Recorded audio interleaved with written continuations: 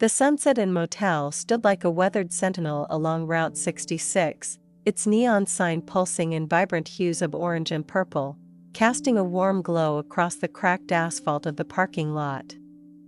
The desert stretched endlessly beyond, a sea of sand and sagebrush under a sky painted in fiery reds and golds as the sun dipped below the horizon. The air was thick with the scent of creosote and the faint promise of rain, carried on a breeze that rustled the yucca plants like whispers of forgotten dreams. I leaned against the doorframe of room 7, my sundress fluttering gently, its light cotton fabric printed with tiny wildflowers, pale pinks and yellows that seemed almost defiant against the barren Arizona landscape. My sandals, worn from months on the road, scraped softly against the concrete step, and I clutched a lukewarm bottle of water, its plastic crinkling in my hand. The stars were just beginning to pierce the deepening twilight, each one a tiny spark against the vast canvas of night. A lone car roared past on the highway, its headlights slicing through the dusk before vanishing, leaving only the low rumble of its engine echoing in my chest. My name's Lyla. I'm 28, a wanderer who's been chasing sunsets along this endless road for 2 years, picking up odd jobs at diners, gas stations, and motels to keep moving. Some folks call it running, but I call it living, each mile a chance to leave behind the pieces of a life that broke me. My last relationship, with Jake, ended in a storm of shouted words and slammed doors in a Tucson apartment, and I've been piecing myself together ever since, mile by dusty mile. The Sunset Inn was just another stop, chosen on a whim because its name promised something beautiful, something I hadn't felt in a long time. The room behind me was simple, almost painfully so, a sagging double bed covered with a quilt faded from too many washes, its colors muted like old memories, a lamp with a fringed shade that cast a warm amber glow, softening the room's edges, and walls papered in a sunset motif, peeling at the corners like the place was shedding its own past. The air smelled faintly of mothballs, undercut by the lavender sachet I'd tucked into my backpack, a small rebellion against the staleness. I sipped my water, the plastic bottle slick with condensation, and watched the horizon fade from gold to indigo. The motel's neon sign hummed steadily, its rhythm syncing with the distant chirp of crickets and the occasional howl of a coyote in the hills. I'd checked in that afternoon, dropping my backpack, a battered canvas thing stuffed with clothes, a journal, and a few photos, onto the bed and paying Vernon, the grizzled owner, with crumpled bills from my last shift at a diner in Flagstaff. He'd handed me the key to room 7 with a grunt, his eyes lingering a moment too long before he shuffled back to his office, where a dog-eared Western novel waited under a flickering bulb. I didn't mind the solitude, it was part of the deal out here. But tonight, something felt different, like the air was holding its breath, waiting for a story to unfold. That's when I heard the crunch of gravel under tires. A dusty pickup truck, its paint chipped and faded, rolled into the lot, California plates catching the neon's glow. The engine cut off, and he stepped out, a tall, broad-shouldered man with tousled brown hair and a jaw shadowed with stubble. His flannel shirt was rolled up at the sleeves, revealing strong forearms, and his jeans were worn but clean, tucked into scuffed boots that spoke of long roads traveled. His eyes, a piercing blue, scanned the lot before landing on me, and he gave a small nod, like we'd met before, though I knew we hadn't. He slung a duffel bag over his shoulder and walked toward me, his stride easy but deliberate, like a man who knew where he was going but wasn't in a hurry to get there. "Room available?" he asked, his voice deep and gravelly, like the highway itself, with a warmth that made my skin tingle. I wasn't the clerk, but Vernon had left me the spare keys for late arrivals, trusting me to handle stragglers while he dozed in the office. I reached into the pocket of my sundress, pulling out the key to room 8. Its metal cool against my palm. "Right here," I said, holding it out. Our fingers brushed as he took it, a fleeting spark that sent a shiver through me, unexpected and sharp. He smiled, a slow, crooked thing that made my stomach flip, and I noticed the faint lines around his eyes, like he'd spent years squinting into the sun.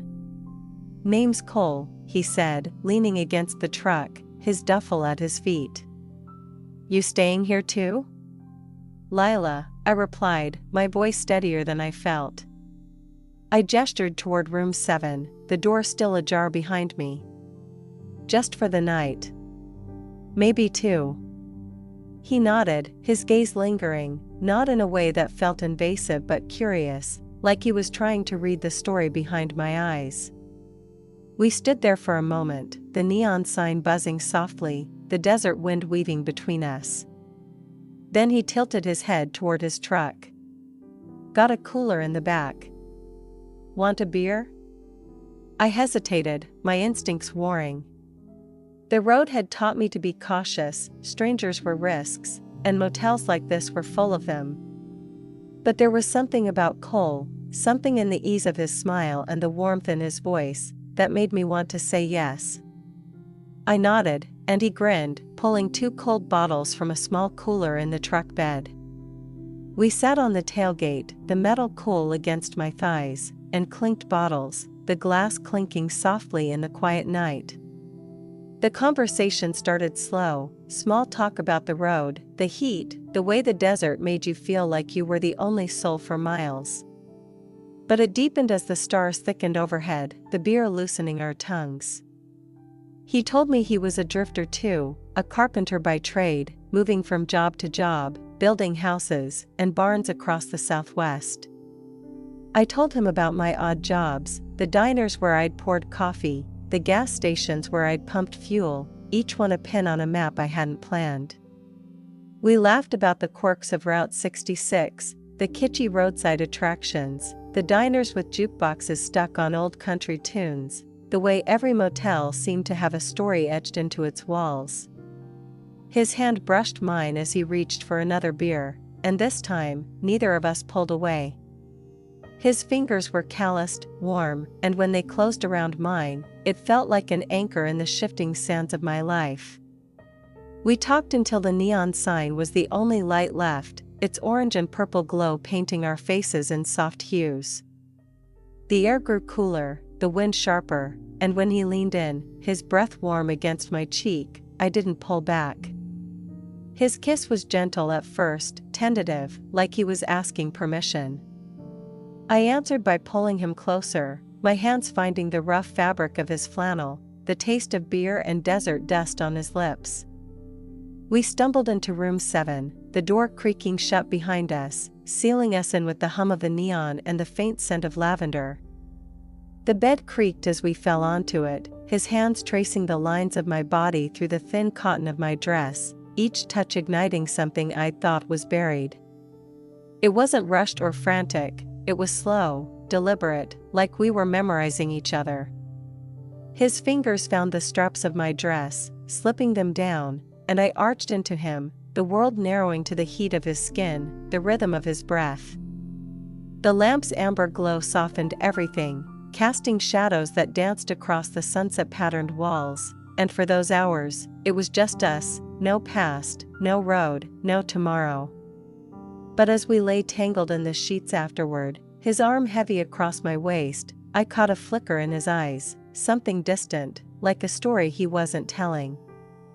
I wanted to ask, but the weight of the night held me silent, my heart still racing from the intimacy we'd shared.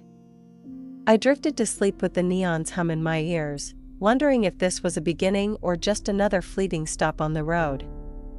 Morning came too soon, the harsh Arizona sunlight streaming through the thin curtains, turning the room a dusty gold.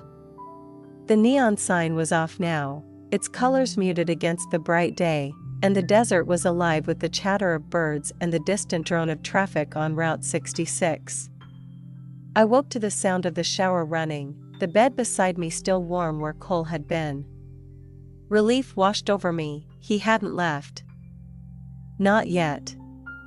I stretched, the quilt sliding off my bare skin, and glanced at the nightstand, where his wallet lay open, a small photo peeking out. My stomach twisted as I reached for it, curiosity overriding caution. It was an old snapshot, creased and faded, of Cole with a woman, her arms around his neck, both smiling under a sunset much like the one we'd watched last night. Her hair was dark, her eyes bright, and the way he looked at her in the photo made my chest ache. The shower stopped, and I shoved the photo back, my heart pounding. Cole emerged, a towel wrapped around his waist, water dripping from his hair, which looked darker when wet. "Morning," he said, his smile warm but faltering when he saw my expression. His eyes flicked to the wallet, and he froze, just for a second, before crossing to the bed. "You saw it," he said, not a question. I nodded, my throat tight. "Who is she?" He sat beside me, the mattress dipping, and ran a hand through his damp hair. "Sarah," he said, his voice low, heavy with something like regret. "My ex. We ended things a year ago, at a motel not far from here. She wanted a different life, city lights, big dreams. I couldn't follow." I looked away, the photo's image burned into my mind. "You still carry her picture?" He sighed, reaching for the wallet and pulling out the photo. He held it between his fingers, his thumb brushing the edge. "Not because I want her back," he said. "It's a reminder of what I lost, what I learned. But last night, with you," he trailed off, his eyes meeting mine, raw and open. "It felt real, Lyla. More real than anything in a long time." His words were a balm, but doubt lingered, sharp as the desert wind. We dressed in silence, me in my sundress, him in jeans and a clean flannel. Over coffee from the motel's ancient machine, we sat at the picnic table outside, the sun warming our skin.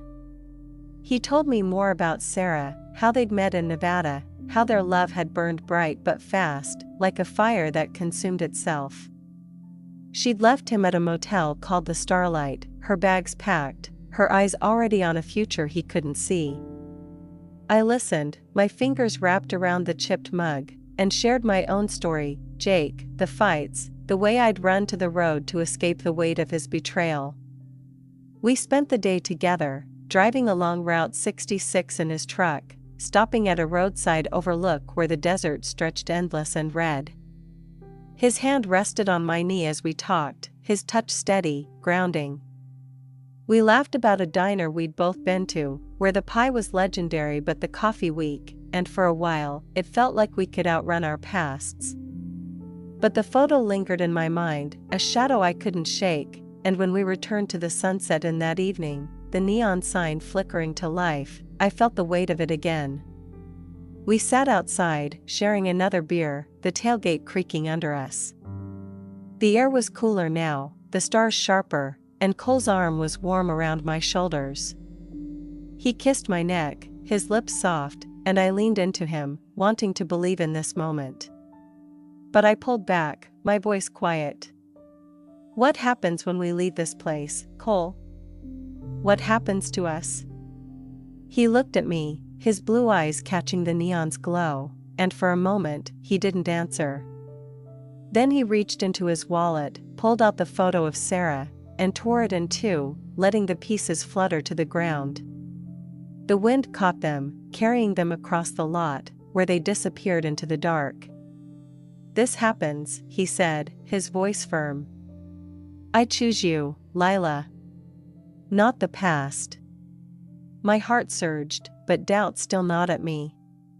We went back to my room, the door clicking shut, and made love again, fiercer this time, like we were claiming each other from the ghosts that haunted us.